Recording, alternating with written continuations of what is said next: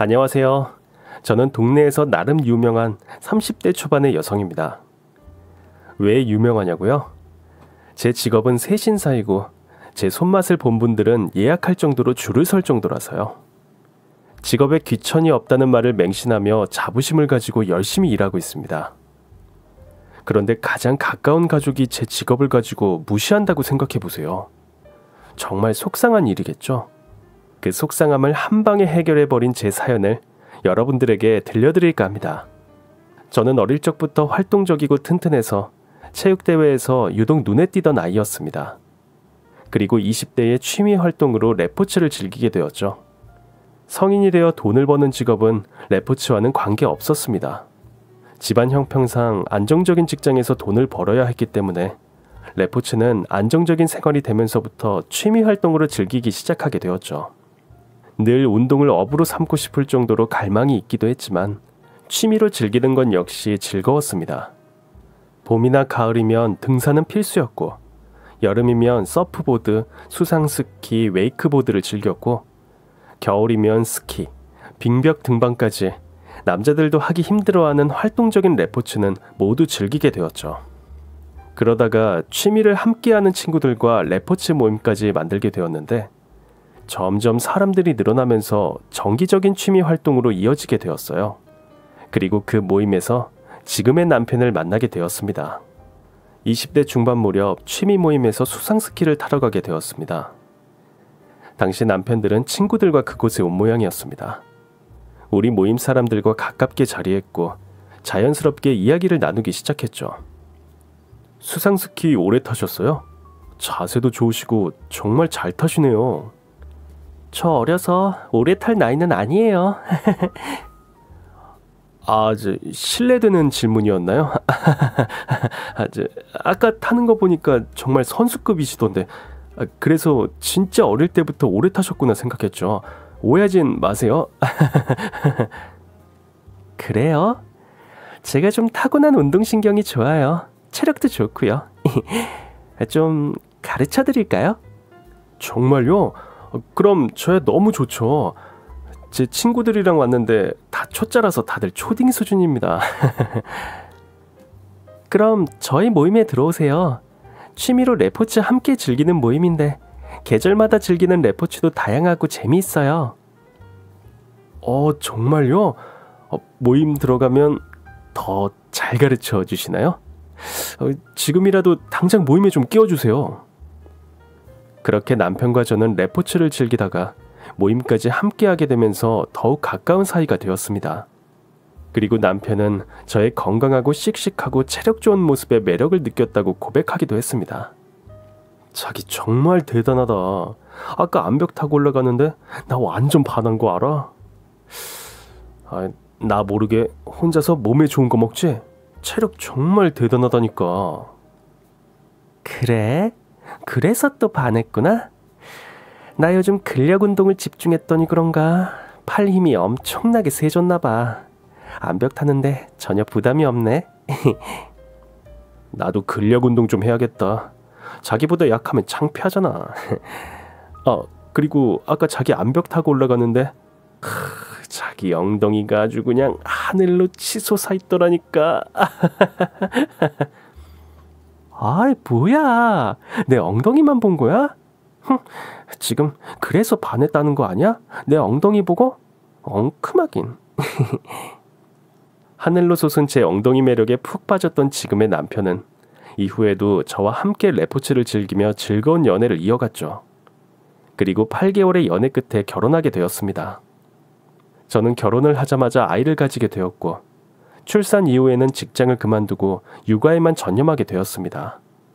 아이는 5살이 되었고 유치원에 보내자 저만의 시간이 많이 생기기 시작했습니다. 바쁘게 아이를 키우느라 몰랐는데 저만의 시간이 생기니까 심리적인 무료함이 찾아왔습니다. 워낙 활달하고 활동적인 제가 결혼 이후 육아만 전념해왔고 그 기간에 우울감도 생겨 예전의 제 모습은 상실된 상태였죠. 아이는 커가고 저도 이제 다른 일을 해보려고는 했지만 정말 자신감이 생기지 않더라고요. 남편은 제가 활동적인 걸 좋아하니까 그런 걸 고려해서 아르바이트라도 해보라고 했지만 막상 적성 맞고 시간 맞는 조건들을 따지다 보면 선택하기가 쉽지 않더라고요. 고민만 하던 어느 날 같은 동네 사시는 친정 엄마가 저더러 시간 있을 때 와서 반찬을 가져가라며 챙겨두셨다고 하셨습니다. 일하시는 엄마 점심시간에 맞춰서 엄마도 안 계시는 집에 먼저 도착해 멍하니 엄마를 기다리고 있었습니다. 야, 한 동네 사는데 얼굴 보기가 어렵냐? 애기는 유치원 잘 다녀? 응, 유치원에서 점심도 먹고 오후까지 있다 와서 내가 많이 한가해졌어. 그래? 아이, 근데 너는 얼굴이 왜 그래? 어디 안 좋아? 내 얼굴이 왜? 이상해? 안 좋아 보여? 이상하고 안 좋아 보이네. 뭐 고민 있어? 고민 있을 땐 밥을 더 잘 먹어야지.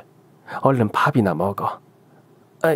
그리고 이거 반찬들 다 가져가서 싹 비워오고.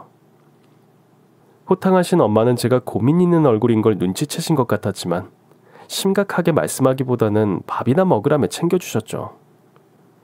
그리고 바쁘게 일하시느라 피곤하실 텐데 가족들을 위해 먹을 반찬을 바리바리 싸두셨더라고요.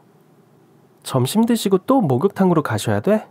바쁜데 뭐하러 점심까지 같이 드시자고 했어. 반찬만 가져가라고 하면 되지. 야, 너가 새신사를 안 해봐서 모르나 본데 몸이 바쁘지 정신은 아주 심심할 정도로 한가해. 너는 내가 한가한 정신으로 만나면 되지. 에휴, 그리고 아무리 바빠도 딸내미랑 밥은 먹어야지 살만 나지. 엄마는 동네에서 오랫동안 새신사로 일해오셨습니다. 동네 유명인이셨죠.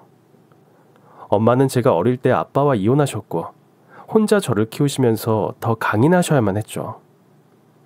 젊을 때부터 새신사로 오랫동안 해오신 커리어가 엄마를 동네에서 유명인으로 만드는 데 일조하셨죠.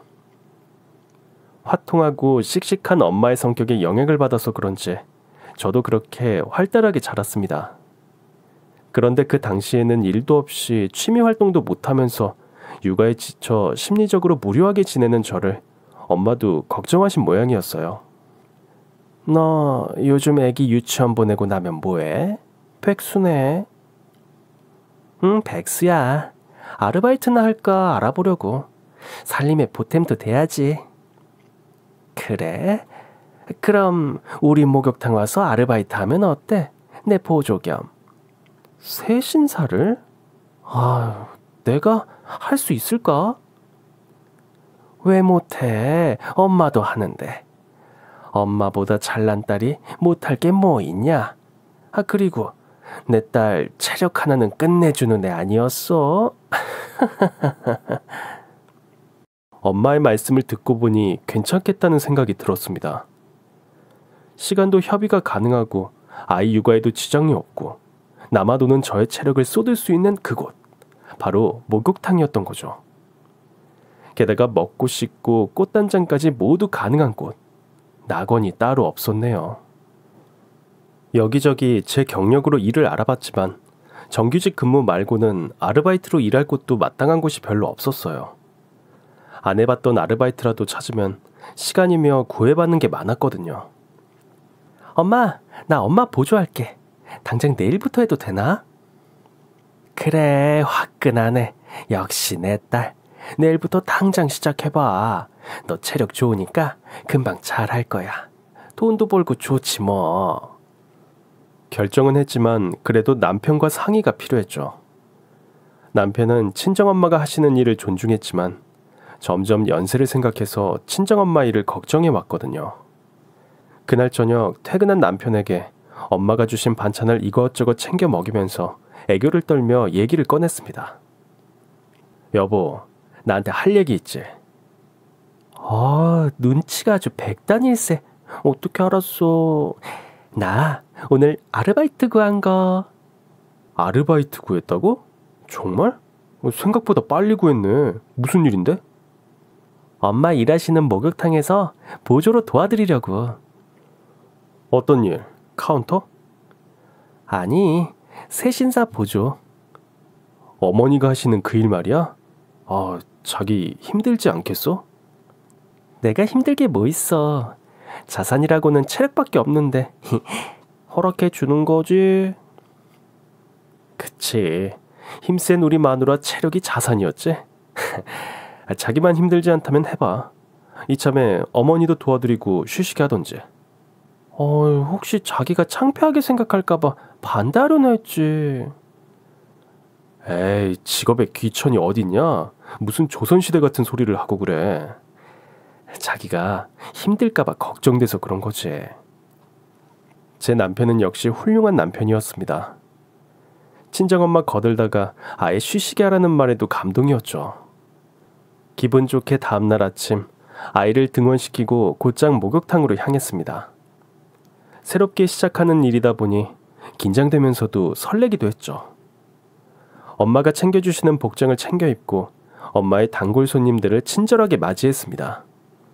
체력적으로는 거뜬해서 운동하는 기분도 들고 적성에도 맞더라고요. 아르바이트 첫날 제 점수는요. 엄마라서 그런 건지 100점이라고 하시더라고요. 그렇게 새 신사 보조로 저도 나름 엄마의 뒤를 이어 커리어를 쌓고 있었습니다. 2개월 만에 저를 찾는 손님도 늘어나기 시작했어요. 감사하다고 인사를 받고 또 찾아주실 때면 나름 보람이 있었습니다. 세상에, 엄마 손맛을 딱 닮았나 봐. 엄마한테 못 받게 돼서 맡겼더니 제법이셔. 나 새신사 오늘부터 딸내미로 바꿔야겠다. 딸내미가 더 잘하는 것 같네. 그래요? 제가 더 힘이 좋죠? 다음 주에도 나 먼저 예약 잡아줘. 괜히 길게 줄 세우지 말고.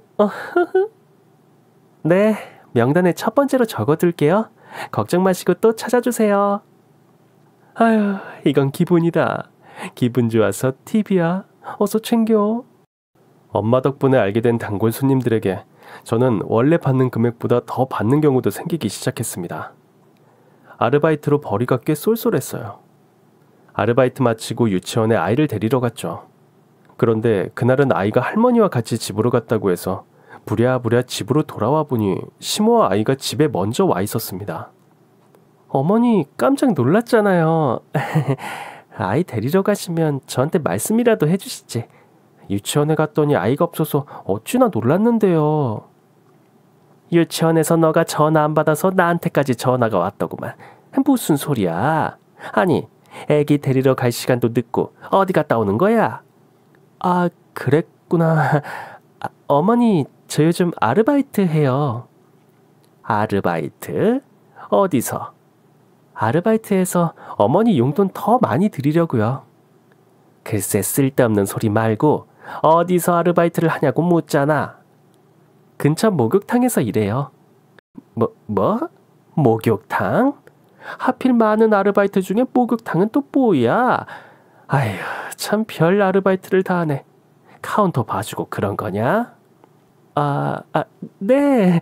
아르바이트가 원래 별별 일이 많죠 뭐. 너는 아무튼 가지가지 한다. 앞으로 유치원에서 나한테 전화 오는 일 없게 해. 일도 좋지만 우리 애기부터 잘 챙겨야 할 거 아니냐. 엄마가 되어가지고 애는 안 챙기고 뭐하고 다니는 거야. 아르바이트로 푼돈이나 벌면서 벌써부터 육아에 신경 안 쓸 거야? 쓸데없이 헤헤거리고 다니지 말고. 네, 어마마마 걱정 마시옵소서. 오늘만 그런 거예요. 앞으로 절대 그런 일 없겠습니다.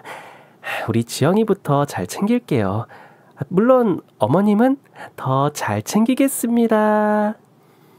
저는 시어머니가 괜한 걱정으로 반대라도 하실까봐 목욕탕 카운터 일을 하는 듯 대충 답변드리고 말았습니다. 어디서 일하냐고 물으신 대답이니까 거짓말은 아니겠다 싶기도 했고요. 체력은 점점 더 활력을 찾은 것 같았고 새신사 일을 하면서 저는 심리적으로 무료하고 우울했던 기분도 사라졌습니다. 게다가 일을 시작한 지 몇 개월도 안 돼서 월급 받는 직장인들보다 고수익의 경지에 이르게 되었습니다.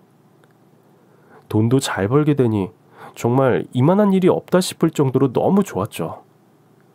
그리고 친정엄마가 힘들겠다 생각되면 제가 대신하기도 하고 엄마도 좀 쉬게 하니까 더 좋았습니다. 그런데 어느 날 어김없이 익숙해진 일을 시작하며 목욕탕에서 손님을 받을 준비를 하는데 그 손님이 저를 먼저 알아보시면서 아는 척을 하시더라고요. 어머, 여기서 뭐 하는 거야? 여기서 일해? 일하고 있죠, 손님. 어서 누우세요. 맞는 것 같은데? 헉, 지영이 엄마 아니야. 아유, 맞네, 맞아. 아, 안녕하세요. 그날 목욕탕에서 시모의 지인을 만나게 되었습니다. 조금 꺼림칙했지만 할 일은 최선을 다하자 생각하고 아는 척한 손님을 엎치락 뒤치락 열심히 때를 밀어들었죠. 제게 세신을 받으신 시어머니의 지인도 너무 잘 받았다며 팁을 주시더군요. 팁을 감사하게 받고 인사드리며 배웅까지 해드렸죠. 여기 너무 잘하는 세신사가 있다고 해서 와본 건데 지영이 엄마가 있을 줄 몰랐네. 세상에, 너무 시원하게 잘 받았어. 또 오세요. 다른 목욕탕 가지 마시고요. 제가 더 잘해드릴게요. 무사히 돌려보내고 팁까지 챙겨주시는 걸 보면서 별일 없겠지 싶었습니다. 그날 이후 그럼 그렇죠. 일이 끝나고 핸드폰을 확인하니 시어머니의 부재중 전화가 7통이나 와 있더라고요. 전화를 드릴까 말까 하다가 서둘러 아이의 하원을 챙겨서 집에 오느라 정신없이 귀가를 서둘렀습니다. 역시나 시어머니는 화가 잔뜩 난 표정으로 집으로 찾아오셨습니다. 왜 전화는 안 받아? 내가 무슨 일이라도 생기면 어쩌려고? 무슨 일 있을 때도 그렇게 전화 안 받을 거냐? 너 일부러 안 받는 거지? 그럴 리가요, 어머니. 왜 이렇게 스토커처럼 전화를 여러 번 하셨대요? 집도 가까운데 어차피 오실 거면서. 넌 지금 웃음이 나오냐? 아무튼 아무 생각이 없는 거야? 머리에 든 게 없는 거야? 시모는 소리를 고래고래 지르면서 화를 잔뜩 내기 시작하셨습니다. 또 제어가 안 되기 시작하셨죠. 어머니, 진정하시옵소서. 왜 화나신 건데요? 지영이도 듣는데 계속 소리 지르실 거예요? 지영이가 할머니 무서워서 안 만난다고 하면 어쩌시려고 그래요? 뭐? 지영이 방에 들여보내. 얼른 당장. 너랑 할 이야기가 있으니까. 시모는 저와 단둘이 마주 앉자 손이 제 얼굴 앞으로 오르락 내리락 하시면서 흥분을 참지 못하셨습니다. 그리고 또 험한 말을 하기 시작하셨죠. 동네 목욕탕에 체력 좋고 젊은 유명한 세신사가 있다고 어쩌고 떠들어서 듣는 둥 마는 둥 했구만. 그게 너였단 말이야? 드디어 미친 거냐? 더러운 때나 밀려고 아르바이트 한다고 한 거야? 목욕탕에 다녀가신 시모의 지인분이 고스란히 말을 전해서 듣고 오신 모양이었습니다. 저는 항상 불같은 성격의 시어머니를 신혼 때부터 겪어오다 보니 제 성격대로 잘 대처하며 살아왔죠. 그래서 뭐라고 하셔도 그다지 크게 신경 쓰지 않던 편이라 남편도 제게 미안해하면서도 고마워했어요. 그런데 그날은 말씀이 지나치셨죠. 지 엄마가 하는 것도 모자라 딸년까지 그 짓을 하라고 시킨 거냐? 때밀다가 지영이 데리러 가는 것도 늦고 그런 거야? 아이고, 미쳤네, 미쳤어. 인연이 아주 정신을 못 차리고 실실거리더니 아주 미쳤어. 무슨 남의 몸뚱아리 때를 밀어. 이게 무슨 개망신이냐고, 이년아.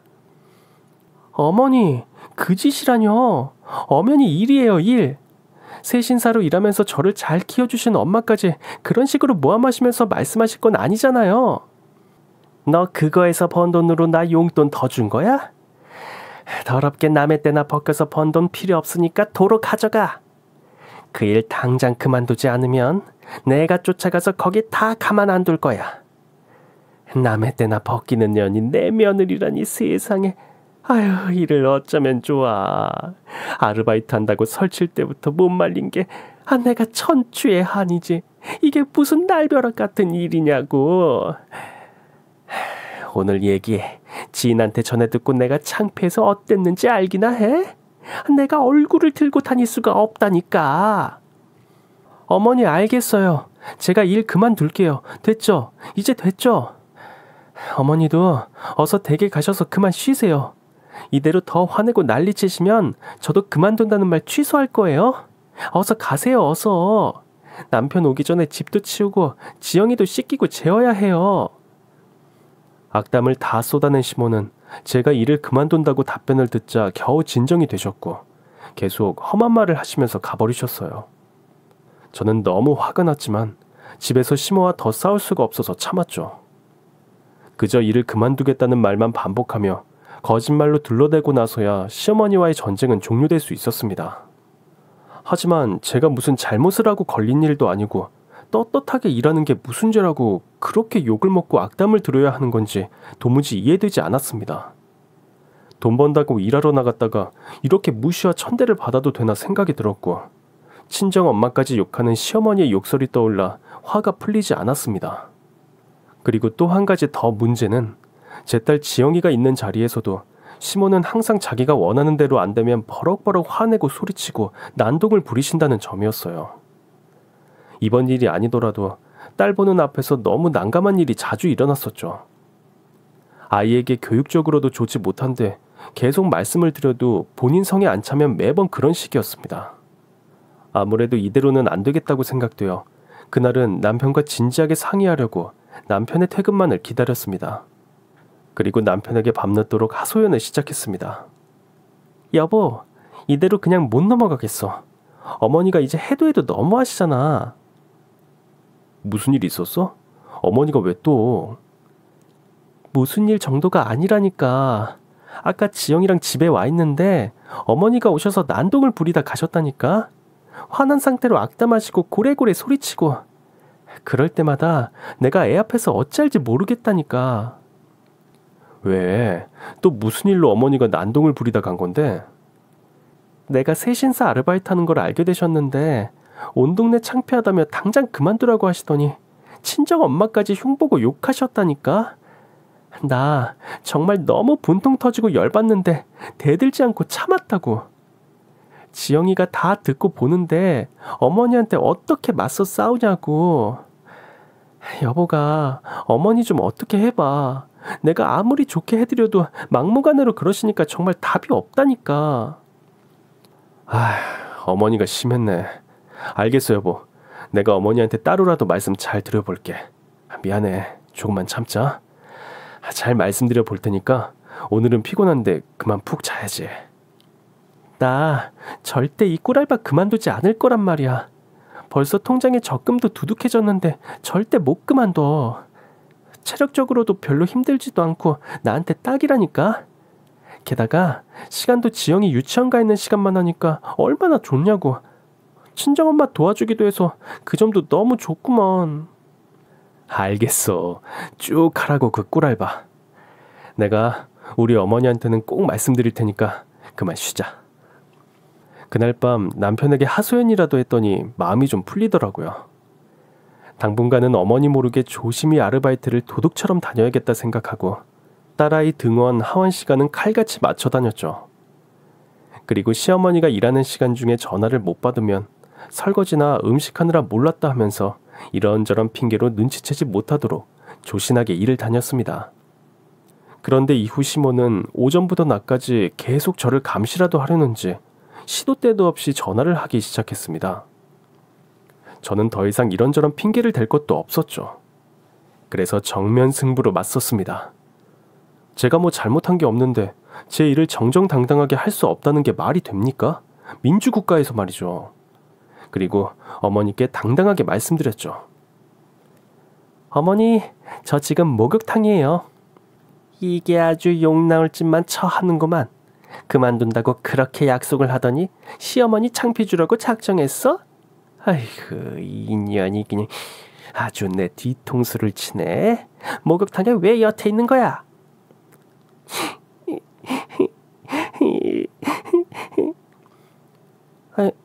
뭐야 너 지금 우는 거야? 네가 운다고 내가 그냥 넘어갈 것 같아? 당장 목욕탕 쫓아가서 내 성질 좀 보여줘. 아니에요 어머니. 정말 일은 그만뒀는데 오늘 갑자기 친정엄마 전화 받고 오게 된 거예요. 친정엄마가 갑자기 몸이 안 좋다고 하셔서 제가 그래도 아르바이트 하면서 일을 배운 게 있다 보니 엄마 대신으로 잠시 해달라고 하셨어요. 어떻게 하죠? 당장 엄마 대신 일을 안 하면 엄마 일자리도 잘리게 돼서 생계도 지장이 생기는데 저 어떻게 해요? 뭐라고? 엄마가 얼마나 아픈 건데 그래? 너 진짜야? 하긴 네가 엄마 아프다고 거짓말할 건 아니다만 그래서 언제까지 나간다는 거야? 엄마가 다리에 무리가 오셨는지 쉬고 치료받고 하면 괜찮을 것 같으세요. 근데 너무 속상해서요. 엄마가 아프시니까 너무 마음이 안 좋아서 그래요, 어머니. 저는 하고야 말았습니다. 정정당당하게. 그 흔한 가족, 부모님 핑계대는 거짓말을 말이죠. 설마 제 엄마가 아파서 대신 일을 한다고 하는데도 시모가 쌍욕은 안 하시겠지 싶었죠. 물론 시어머니는 온갖 천대와 무시하는 악담을 이어가셨지만 일단 당분간만 일을 하는 걸로 억지스러운 합의가 이루어졌습니다. 그리고 시모의 지인들을 목욕탕에서 만나는 일 없게 조심하라고 몇백 번은 말씀하신 것 같았습니다. 아주 가지가지다. 네가 아주 나를 더 늙게 만들어. 아무튼 내 주변에서 너가 거기서 일한다는 둥 그런 얘기 더 나오면 아주 너 죽고 나 죽는 거야. 알겠어? 아휴, 그 얼굴에 가면이라도 쓰고 하던지 이년아. 아주 그냥 가지가지로 시어머니 창피 줄 것도 많다. 아유 몰라 시끄러. 전화 끊어. 일단 저는 그렇게 꿀알바를 이어서 하게 됐습니다. 친정엄마와 친정엄마의 생계를 핑계 삼아 거짓말한 일은 잘못이긴 했지만 어떤 수를 써서라도 그 일을 하면서 돈도 벌고 모아서 아이가 좀 크고 나면 남편과 취미생활도 되찾고 싶은 마음이었거든요. 이후 남편은 시어머니와 진중하게 얘기를 나눠본다며 주말 오후 시어머니를 저희 집으로 모셔왔습니다. 제가 남편에게 하소연했던 문제로 말이죠. 제가 하는 아르바이트 일과 시모가 딸 지영이 앞에서 흥분하면 화를 못 참으시는 부분에 대해서 말이죠. 주말 오후 집으로 오신 어머니는 저와는 눈도 마주치지 않으셨죠. 남편은 분위기를 파악하고 시어머니가 좋아하는 과일을 잔뜩 사와서 거실에 앉아 챙겨드리고 있었어요. 시모도 아들이 챙겨주는 과일을 드시며 모처럼 평화로운 주말 오후처럼 보이게 만들고 있었고요. 그런데 그때 시어머니의 전화기 벨이 울렸고 시모는 통화를 하시느라 잠시 방으로 들어가시더니 통화 후 얼굴이 벌개져서 거실로 나오셨습니다. 그러더니 갑자기 제 손을 끌고 거실 소파에 대역죄인처럼 밀쳐서 앉히시더라고요. 저와 남편은 놀라서 의아하게 시어머니를 쳐다보고 있었죠. 어머니는 말없이 한숨만 내쉬면서 저를 흘겨보셨어요. 저는 시어머니가 통화한 내용을 이미 알겠더라고요. 또 지인의 고자질인 것 같았습니다. 세상에는 참 한가한 분들이 많은 것 같아요. 남의 집 며느리가 어디서 일을 하든지 말든지 왜 그런 것까지 남의 가정사에 참견하며 말을 전하는 건지 말이죠. 아휴, 신이시여, 어째서 제게 이런... 믿는 신도 없던 시어머니는 갑자기 독백을 하시면서 신을 찾기 시작하셨죠. 그리고 저를 바라보는 눈빛은 마치 매력적인 구미호의 눈빛이랄까? 검은 눈동자가 흰자 위의 비율에 덮여서 작다는 걸 처음 깨달은 날이기도 했습니다. 계속 쳐다보니 무서웠어요. 엄마 무슨 전화인데 그래? 그 지영이 엄마 뚫어져서 닳겠네. 째려보지만 말고 말씀을 하시라고요, 어머니. 애미야, 너 진짜 나랑 원수질셈이야? 나한테 거짓말한 거야? 무슨 말씀이세요, 어머니? 거짓말이라뇨. 시어머니 주변에는 탐정 혹은 시모의 지령에 움직이는 비밀 요원들이 꽤 많은 것 같았습니다. 한 지인분이 전화를 걸어 시모에게 전하기를 저희 친정엄마가 주말에도 목욕탕에서 대차게 일을 하고 계신다는 제보의 전화였던 거죠. 고로 아프신 친정엄마는 제가 거짓말을 했다는 사실로 들통이 난 셈이었죠. 난감했지만 남편도 있는 자리니까 솔직하게 말씀드리기로 했죠. 어머니 진정하세요. 친정엄마가 아프셨던 건 사실이고 생각보다 회복이 빠르셨어요. 일을 평생 해오신 분이라 주말에도 집에 계시면 답답해 하시니까 나가서 무리하신 모양이고요. 거짓말한 거 없다니까요. 마음속으로는 이제라도 솔직하게 말하려고 했지만 시모의 표정을 보니 그럴 상황이 아니었죠. 그 구미호 눈빛은 더한 거짓말이라도 해서 상황을 모면하라는 신호 같았거든요. 어쨌든 상황을 모면하기 위해 또 다른 거짓말도 저는 그럴싸하게 해버렸습니다. 오랜만에 적격인 저의 꿀알바 놓치고 싶지 않았으니까요. 남편은 제 입장을 충분히 알고 있어서 저와 함께 시모를 설득하기 시작했죠. 시어머니의 용돈 인상이며 어머니가 좋아할 만한 조건들을 얹어서 겨우 마지못한 협상을 하게 되었죠. 남편이 같이 말씀드려서 그랬는지 그날은 크게 화를 내지 않고 넘길 수 있었어요. 그리고 아이 앞에서 어머니가 역정내시는 문제는 교육상 좋지 않다고 남편이 반복적으로 연설을 해드렸죠.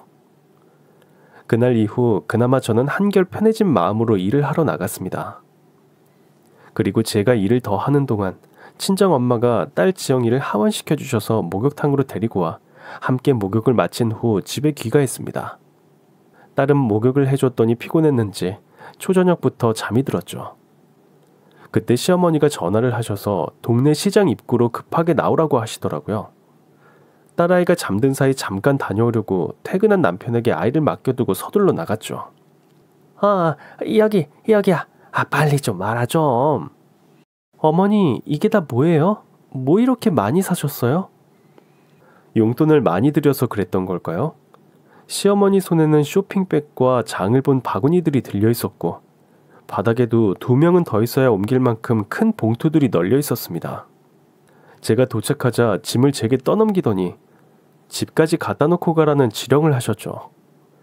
저는 불평 없이 짐을 잘 모아서 번쩍 이고 지고 들었습니다. 시모는 제가 그 짐들을 쩔쩔매고 힘들어하길 바라신 것 같은데 바람대로 되지 않았죠. 저는 힘이 장사라 문제 없었거든요. 심지어 저는 오버하자면 남편도 거뜬하게 들 정도로 체력이 좋은 편이었으니까요. 그런데 시모는 그날부터 일주일에 며칠을 저녁마다 불러서 짐꾼을 시키기 시작하시더군요. 그래도 저는 정말 한마디 불평도 하지 않고 거뜬하게 들어서 살포시 잘 옮겨드렸습니다. 마님 모시는 마당새와도 같았죠. 어머니, 오늘은 그제보다 짐이 아주 가벼운데요? 제가 요즘 하루에 얼마나 많은 사람들을 세신하는데 이 정도는 껌이라니까요. 약이 오르셨겠죠. 시어머니는 그런 제가 못마땅하셨는지 짐을 나르고 나면 시어머니 집안일까지 더하고 가라며 이것저것 더 부렸습니다. 무겁고 힘든 일을 시켜서 몸살이라도 나야 제가 일을 그만두지 않을까 싶으셨던 모양이었죠. 어쩌다 보니 어느 날은 제가 시어머니 댁에 배관 수리까지 하고 있더라고요.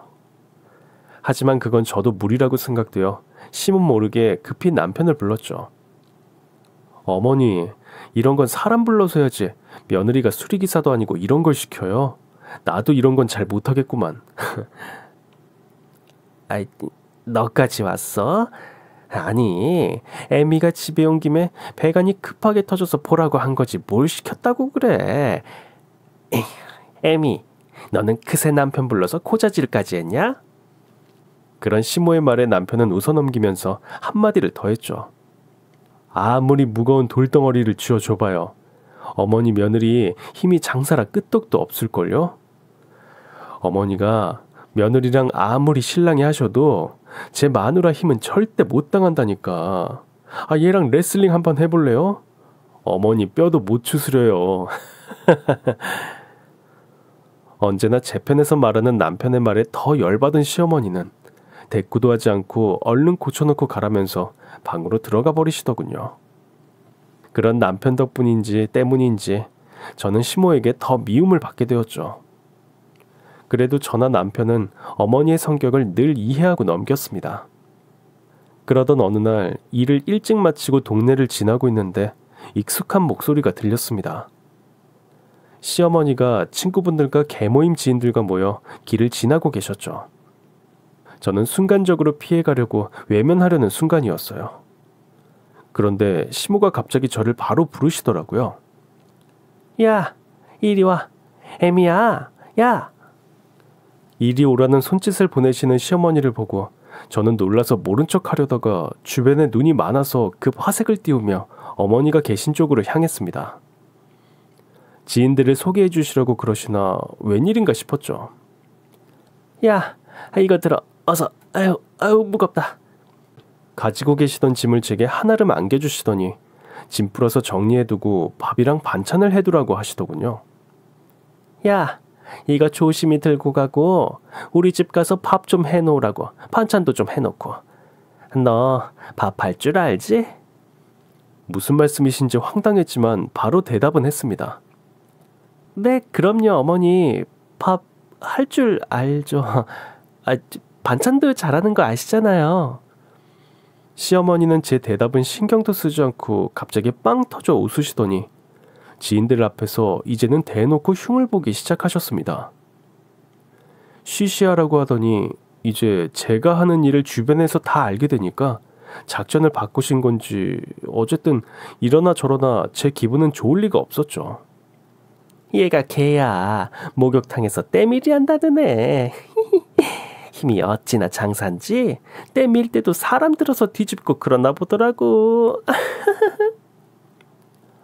어머나, 힘이 진짜 좋은가 보네. 젊은 애기 엄마가 무슨 때밀이 아줌마를 한다고 힘을 써. 다른 데 써야지. 다음에 나도 한번 갈 테니까 시원하게 밀어줘 보던지. 안 시원하면 돈 안 준다. 그 목욕탕을 가게? 아유, 난 절대 안 가. 불결해서 그런데 어떻게 가? 그렇게 시모와 지인들은 저를 앞에 놓고 놀잇감 삼아 농담을 주고받더니 어디론가 사라지셨죠. 저는 동네에 멍하니 서 있다가 날아오는 돌에 맞은 기분이었습니다.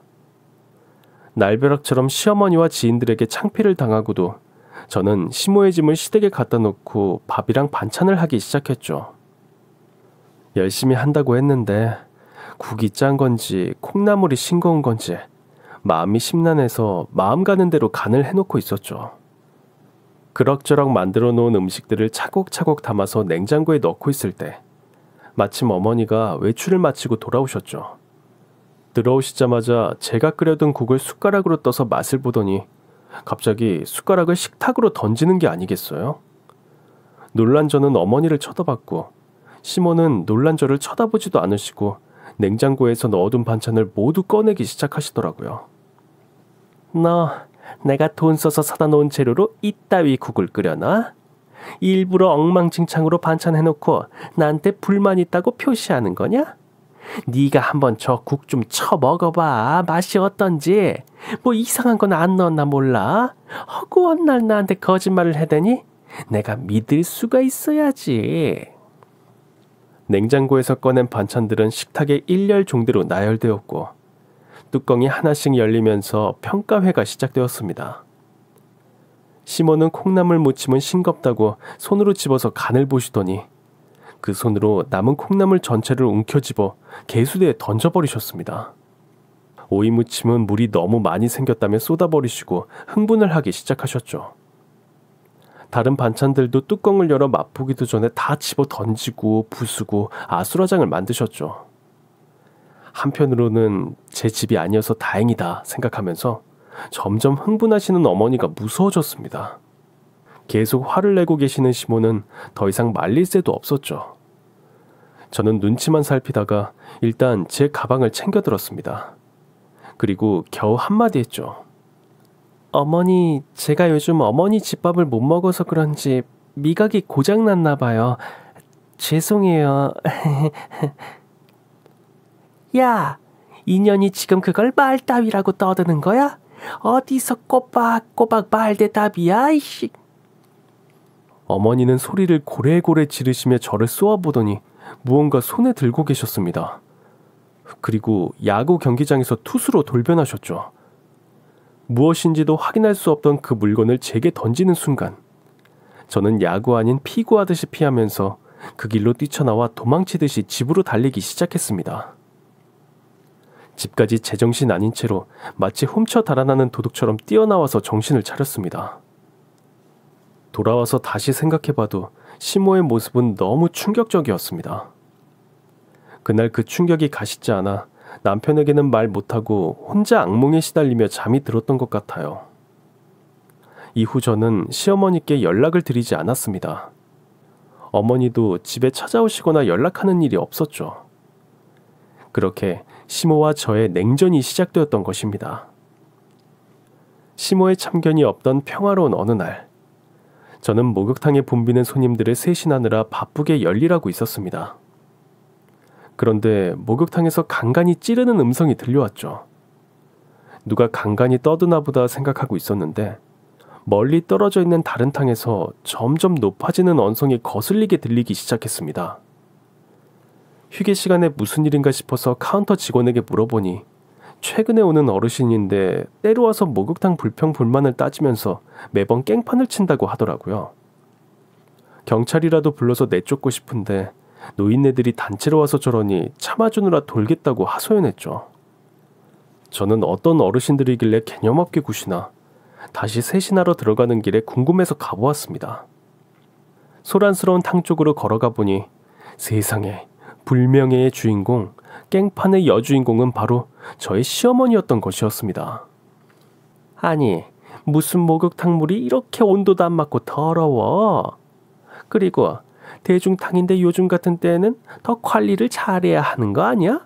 이거 완전 다 신고감이네. 아, 사장 오라고 그래. 몇 번을 말해야 사장이 나타나는 거야. 손님, 아까 계속 말씀하셔서 다른 손님들께 양해 구하고 탕에 새로 물 받아들인 거잖아요. 아, 그리고 청소를 얼마나 깨끗하게 열심히 했는데 그런 말씀하세요. 그리고 여기 다른 분들도 다 쓰는 공간인데 계속 난동 부리면 저희도 신고할 겁니다. 뭐라고? 아니, 적반하장이네. 신고를 한다고? 신고는 내가 해야지 무슨 개소리야. 손님 알기를 우습게 하네. 내가 누군지 알고 이따위로 말하는 거야? 아주 센스 없는 것들이 이따위로 운영을 하니까 못 사는 것들만 꼬이지. 물에 장미라도 띄워놓던지. 뭐 본 것도 없어가지고 뭐 알겠어. 내가 여기 지인들이 하도 오자고 하니까 모르고 몇 번 온 건데 다시 안 와. 이 거지 같은 목욕탕 신고해버릴 거야. 시어머니의 흥분은 이제 익숙해서 놀랍지도 않았습니다. 주변을 보니 길에서 저를 놀리시던 계모임 지인들과 때로 모여 난동을 부리고 계셨던 모양이었습니다. 어른에게 할 말은 아닌지 모르겠지만 정말 끼리끼리 어울리시나 보다 싶었습니다. 지켜보던 저는 문득 아이디어가 생각났죠. 그리고 저는 이때다 싶었습니다. 카운터 직원에게는 난동 부리는 어르신들을 제가 처리하겠다며 돌아가서 일보라고 했죠. 그리고 권총을 양쪽에 든 카우보이처럼 떼수건을 양손에 끼고 시어머니를 모시러 걸어갔습니다. 제가 어머니를 보며 지그시 웃자 시모는 놀라서 허둥대며 탕에서 나오시더라고요. 이 동네 목욕탕은 절대 안 오실 것처럼 말씀하시더니 어쩐 일로 여기까지 행차하셨대요, 어머님? 아니, 네가 여기 무슨 일이야? 제 일터에 제가 무슨 일이겠어요. 일하고 있죠, 어머니. 어마마마, 어서 이리로 납시지요. 갑자기 나타난 저를 보시고 시모는 세상에서 가장 큰 눈이 되셨죠. 휘둥그레진 눈으로 무척이나 당황하신 듯 보였습니다. 저는 탕에서 나온 시모를 있는 힘껏 떼미는 곳으로 안내하며 모셨습니다. 남편의 말처럼 웬만하면 저를 이길 장사는 없었죠. 시어머니도 제게는 힘이 딸려서 뿌리치지 못하셨고요. 시모는 그대로 슬라이딩 하듯이 제 앞에 편안하게 눕게 되셨습니다. 누추한 이곳까지 먼그름하셨는데 기왕 오신 거 제가 시원하게 밀어드리겠나이다. 동네 소문난 목욕탕 세신사의 명품 손맛을 한번 맛보시렵니까, 어머님? 아, 이제 얘가 왜 이래? 아니, 난 괜찮다니까. 때도 없어. 아, 그냥 탕에만 담궜다 샤워나 하고 나가려던 참이었다고.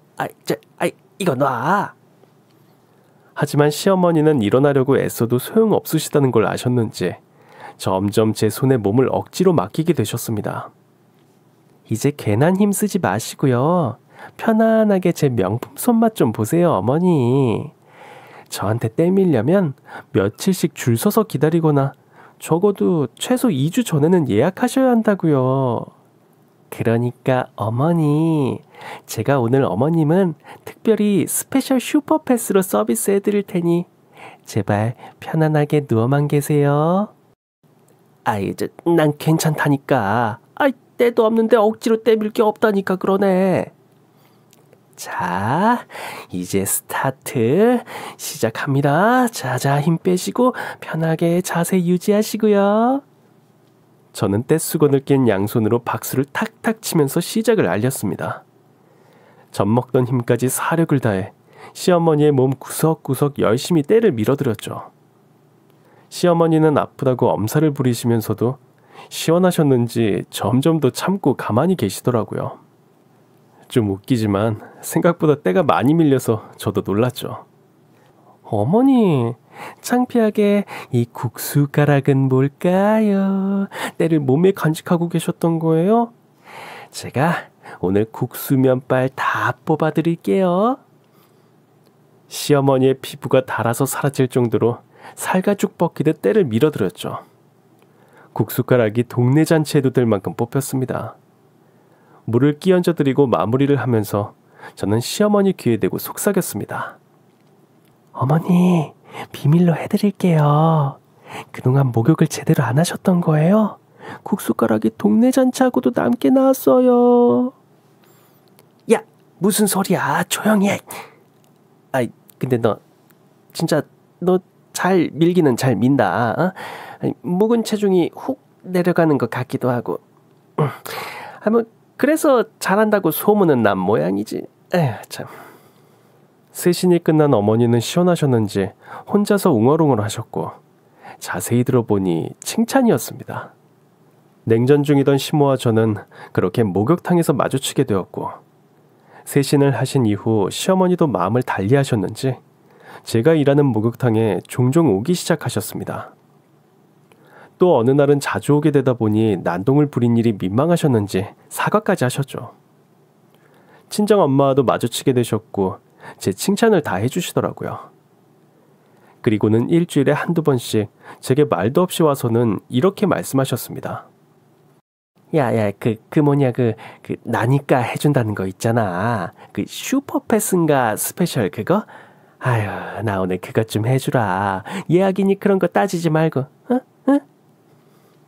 제 손맛을 본 뒤로 시모와 시모의 지인분들까지 종종 목욕탕에 찾아와 때를 밀고 가셨어요. 시모를 비롯해서 함께 오신 지인들까지 모두 단골 중에 스페셜 단골이 되셨답니다. 새 신사를 그렇게 욕하시면서 천대하고 멸시하시더니 이제는 손님들까지 몰고 오셔서 영업까지 해주시게 되셨죠. 목욕이 취미가 되신 모양인지 목욕탕에 출근한 저와 함께 퇴근하는 경우까지 생길 정도였습니다. 그리고 그런 일들이 있고 난 이후로 제 직업에 대해서, 친정엄마 직업에 대해서 단 한 번도 이러쿵저러쿵 말씀하시는 일이 없으셨죠. 이런 상황을 알게 된 남편도 너무 잘 됐다며 시어머니의 용돈도 더 챙겨드리자고 신이 났죠. 직업에는 귀천이 없다는 말, 이제 시어머니도 충분히 깨달으신 것 같았습니다. 요즘은 세신이 끝나고 나면 가끔 제 등도 밀어주신다니까요. 그리고 흥분하면 화를 조절 못하던 성격도 많이 좋아지고 계셨습니다. 시모와 며느리가 스킨십을 많이 해서 그런지 사이가 더 깊고 돈독해진 것도 같고요. 제가 세신사로 이 일을 언제까지 하게 될지는 모르겠지만 직업 덕분에 그 어느 때보다 가족들의 몸도 마음도 세신이 된 것 같아 행복하답니다. 요즘은 온 가족이 차분해진 시어머니의 성격을 감탄하며 평화로운 일상을 보내고 있답니다. 여러분들도 피곤하고 지칠 때 시원하게 때 한번 밀고 몸도 마음도 세신하신 후 다시 파이팅 하시기 바랍니다. 긴 사연 들어주신 분들 모두 감사합니다.